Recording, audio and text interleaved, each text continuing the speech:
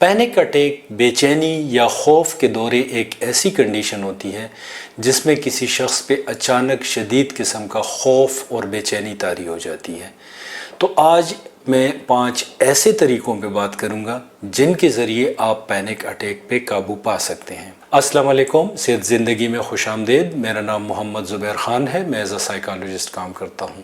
Panic attacks پہ میں نے پہلے بھی ایک ویڈیو بنائی ہے جس میں کہ اس کی کچھ وجوہات پہ اور اس پہ کنٹرول کے کچھ طریقوں پہ میں نے بات کی ہے کہ کیسے آپ لائف سٹائل میں چینجز لا کے اس پہ قابو پا سکتے ہیں۔ آج میں ان طریقوں پہ بات کروں گا کہ جب آپ کو پینک اٹیک ہو تو کون سے 5 طریقے ہیں جن کے ذریعے آپ اس وقت پینک اٹیک پہ قابو پا سکتے ہیں۔ پینک اٹیک میں ایک شخص پہ کیا گزرتی ہے یہ میں نے پہلی والی ویڈیو میں کافی تفصیل سے اس کا ذکر کیا، مگر سمپلی یہ ہے کہ ایک شخص انتہائی بے چینی کا شکار ہو جاتا ہے، اس کی سانس اکھڑ سکتی ہے، بعض لوگوں کو گھٹن کا احساس ہوتا ہے، دل کی دھڑکن تیز ہو جاتی ہے، بعض لوگوں کے جو دل ڈوبنے لگتا ہے، بعض لوگ جو ہیں ان کے پیٹ میں مروڑ اٹھنا شروع ہو جاتے ہیں، جسم ٹھنڈا ہو جاتا ہے، ٹھنڈے پسینے آ جاتے ہیں، بعض لوگوں کو گرمی لگنا شروع ہو جاتی ہے، بعض لوگوں کے ہاتھ پیر کانپنا شروع ہو جاتے ہیں، گلا خشک ہو جاتا ہے، منہ خشک ہو جاتا ہے بعض لوگوں کا۔ پینک اٹیک پہ کنٹرول حاصل کرنے کے لیے ضروری ہے کہ تھوڑا سا ہم اس باڈی سسٹم کو سمجھ لیں جو اس کی وجہ بنتا ہے۔ جب آپ اس وجہ کو سمجھ لیں گے تو پھر آپ کے لیے آسان ہوگا اس پہ کنٹرول حاصل کرنا۔ ہمارے جسم کا کنٹرول 2 سسٹمز کے ہاتھ میں ہوتا ہے، ایک کو ہم کہتے ہیں سمپیتھیٹک سسٹم اور ایک کو ہم کہتے ہیں پیرا سمپیتھیٹک سسٹم۔ دونوں ایک ساتھ چل رہے ہوتے ہیں اور ہمارے جسم کے مختلف جو کام ہمارے جسم میں ہو رہے ہوتے ہیں ان کو کنٹرول کر رہے ہوتے ہیں۔ جب ہم نارمل حالت میں ہوتے ہیں، ہم کسی خوف کا شکار نہیں ہوتے، اس وقت لاجیکل تھنکنگ ہماری ہوتی ہے، ہم اپنے آپ پہ ہمارا کنٹرول ہوتا ہے، تو اس وقت پیرا سمپیتھیٹک سسٹم کام کر رہا ہوتا ہے۔ مگر جب کوئی ایسی صورتحال ہو کہ جس سے ہماری زندگی کو خطرہ ہو، ہماری جان کو خطرہ ہو، تو اس وقت پھر سمپیتھیٹک سسٹم ایکٹیو ہو جاتا ہے۔ جب سمپیتھیٹک سسٹم ایکٹیو ہوتا ہے تو وہ فائٹ اور فلائٹ موڈ میں ہمیں لے جاتا ہے، یعنی ہمارے جسم کو تیار کرتا ہے اس سچویشن کا مقابلہ کرنے کے لیے یا اس سے بھاگنے کے لیے۔ تو ایکچولی جو پینک اٹیک ہوتا ہے اس کے دوران بھی ہمارا جو سمپیتھیٹک سسٹم ہے وہ ایکٹیویٹ ہو جاتا ہے۔ وہ کیوں ایکٹیویٹ ہوتا ہے اس کی کافی ساری وجوہات ہیں، مگر بہت دفعہ اس شخص کو سمجھ نہیں آ رہی ہوتی، اس لیے کہ وہ کہتا ہے کہ میری زندگی کو تو کوئی خطرہ نہیں، حالات چاروں طرف ٹھیک ٹھاک ہیں، مگر لاشعوری طور پر کوئی ایسا الارم بجنے لگتا ہے، کوئی ایسا پیغام اس کے جسم کو مل جاتا ہے لاشعوری طور پر، جس کی وجہ سے وہ جو ہمارا جو سمپیتھیٹک سسٹم ہے وہ پورے جسم کا کنٹرول حاصل کر لیتا ہے۔ تو اب اس سچویشن میں ہمیں کرنا کیا ہے کہ ہم نے جو سمپیتھیٹک سسٹم کے کنٹرول میں ہمارے جسم کے مختلف سسٹم ہیں ان سے ایک ایک کر کے وہ سسٹم پیراسمپیتھیٹک کے حوالے کرنے۔ اب اس میں سب سے پہلے ہم کرتے کیا ہے کہ ہم سانس پہ اپنا کنٹرول حاصل کر لیتے ہیں۔ سانس چونکہ اکثر لوگوں کی اکھڑ جاتی ہے پینک اٹیک میں یا وہ شیلو بریدنگ کرتے ہیں، تو اس میں کرنا کیا ہے، پچھلی ویڈیو میں نے 7-11 کا بھی طریقہ بتایا تھا، اس طریقے سے بھی آپ کر سکتے ہیں۔ ویسے بھی آپ کیا کر سکتے ہیں کہ آپ اپنے آپ کو ریلیکس کریں، سانس جو ہے ناک سے لیں اور پیٹ بھریں اور تھوڑا سا 1-2 سیکنڈ کے لیے 2-3 سیکنڈ کے لیے روک کے پھر منہ سے آہستہ آہستہ اس کو نکالیں، جیسے میں کرتا ہوں۔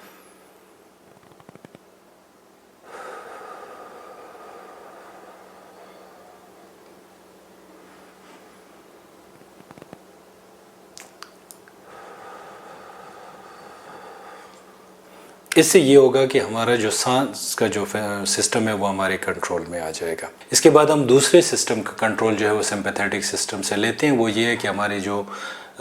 گمز ہیں، جو ہماری جو مسوڑے ہیں، ان کے نیچے جو ہے سلائیوری گلینڈ ہوتے ہیں، ایسے گلینڈ جو کہ منہ میں تھوک پروڈیوس کرتے ہیں۔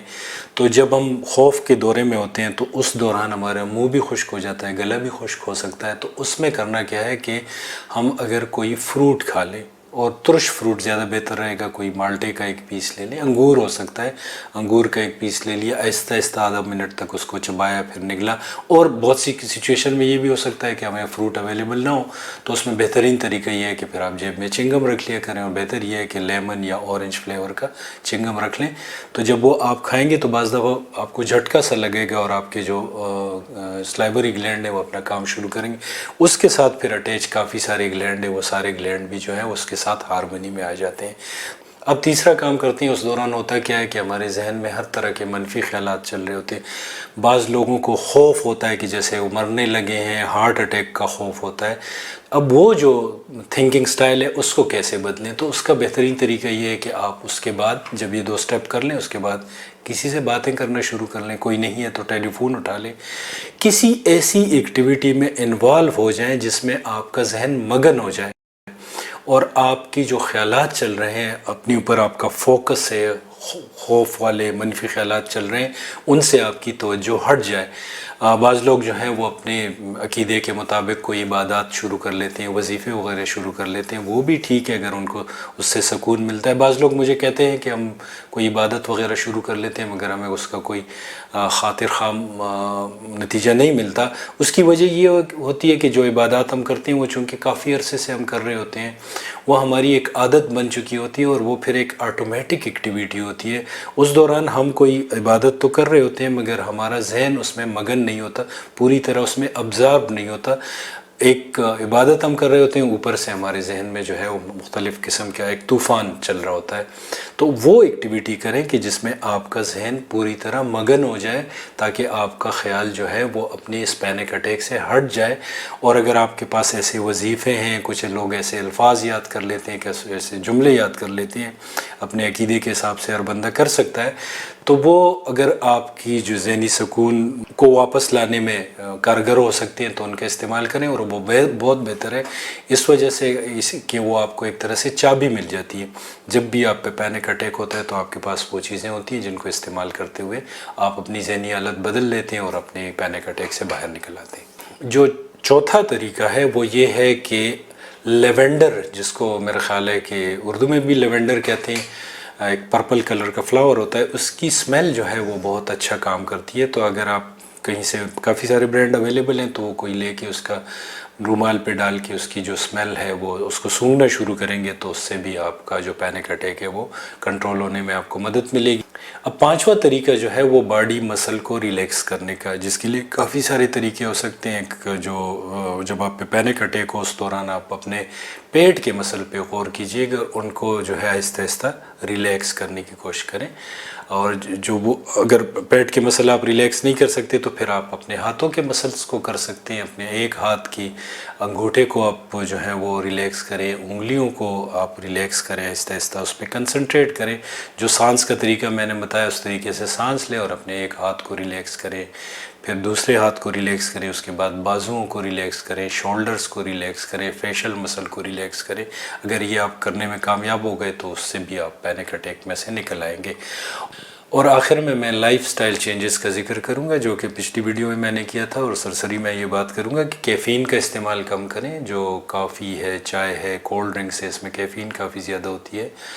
اور پھر جو ہے ایسی خوراکیں جو کہ آپ کے معدے کی تیزابیت اور گیس کا باعث بنتی ہیں ان کو بھی اوائڈ کیا کریں،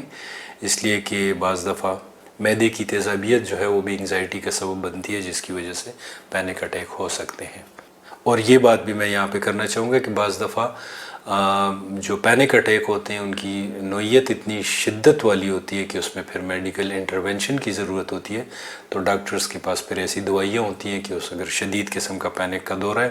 تو اس میں وہ دوائیاں دے دیتے ہیں جس سے اس پہ کنٹرول آ جاتا ہے۔ بہت شکریہ اس پریزنٹیشن کو سننے کا۔ جیسا کہ میں نے شروع میں کہا کہ میں ایز اے سائیکالوجسٹ کام کرتا ہوں، تو اگر آپ کو کوئی ایسی نفسیاتی مسائل ہیں جن کے لیے آپ کو رائے کی ضرورت ہے تو نیچے اسکرین پہ میرا نمبر دیا گیا ہے، آپ ڈائریکٹ یا واٹس ایپ کے ذریعے مجھ سے رابطہ کر سکتے ہیں۔ Thank you.